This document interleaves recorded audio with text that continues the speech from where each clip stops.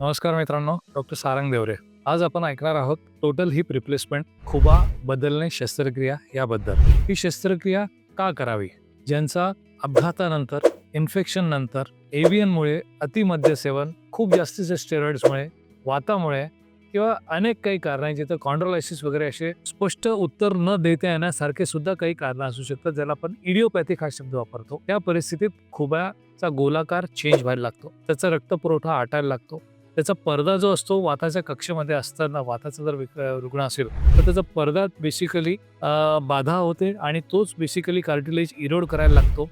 जेन केन प्रकारे जोही खुबा जो आता गोल राहिला नाही किंबहुना बेसिकली त्याचे आर्टिक्युलर कार्टिलेज झिजून संपून गेलेलं आहे किंवा क्षतिग्रस्त झालेलं आहे. अपघातामुळे होऊ शकतं, ॲसिटाबुलम फ्रॅक्चर्समुळे होऊ शकतं, फेमोरल हेड फ्रॅक्चर्समुळे होऊ शकतं, नेक फ्रॅक्चर्समुळे होऊ शकतं. लहानपणी तुम्ही झाडावरनं कधीतरी पडलेले होते किंवा लहानपणी त्याचा परतीस वगैरे त्रास होता, तो नेग्लेक्ट झाला. आतापर्यंत सहज चालवत होतो मी, थोडं त्या पायाने लचकायचो, पण आता ते वेदना असह्य होत आहेत. असे अनेकविध कारण असतात ज्याच्यात खुबा किंवा जॉईंट खराब होतो. आणि मग अशा परिस्थितीमध्ये तुमच्या डॉक्टर जेव्हा तुमचे योग्य तपासणी करतात, योग्य ते निदान करतात, एक्सरे, सीटी स्कॅन, MRI यांची मदत घेऊन जेव्हा ते निदान होतं, त्याचा हा खुबा वाचवण्याच्या पलीकडचा आहे, त्या परिस्थितीमध्ये तुम्हाला खुबा बदलण्याची शस्त्रक्रियेचा सल्ला दिला जातो. डॉक्टर हे कोणी करावं आणि काय वयात करावं? शक्यतो पूर्वी जेव्हा खूप चांगले इम्प्लांट्स आमच्याकडे अवेलेबल नव्हते, त्या परिस्थितीत आम्ही ही सर्जरी जितकी डिले करता येईल 30च्या पुढे, 40च्या पुढे, त्यावेळी आजच्या 20 वर्षापूर्वी तसा सल्ला द्यायचो. पण आता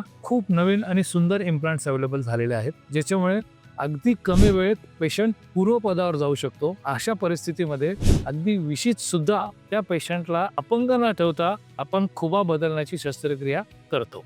डॉक्टर, खुबा बदलण्यासाठी मला काय करायचं आहे? रुग्णाने एक सकारात्मक मानसिकतेत राहावं.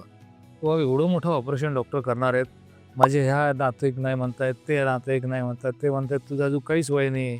मग तुम्ही मला मला ह्या डॉक्टरांनी ऑपरेशन सजेस्ट केलं, त्यांनी ऑपरेशन सजेस्ट केलं, तुम्ही ऑपरेशन सजेस्ट केलं, मी हे खरंच ऑपरेशन करावं का?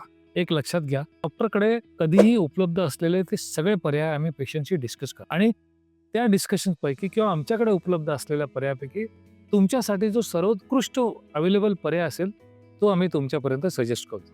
ऑफकोर्स हा तेच डॉक्टर तुमच्याशी शेअर करू शकेल जो त्यातला निष्णात आहे, जो त्यातला तज्ज्ञ आहे आणि जो हे काम रोज करतो. तर त्यामुळे त्या परिस्थितीत अशा योग्य व्यक्तीसमोर तुम्ही जाऊन बसणं हे तितकंच महत्त्वाचं आहे. थँक्यू.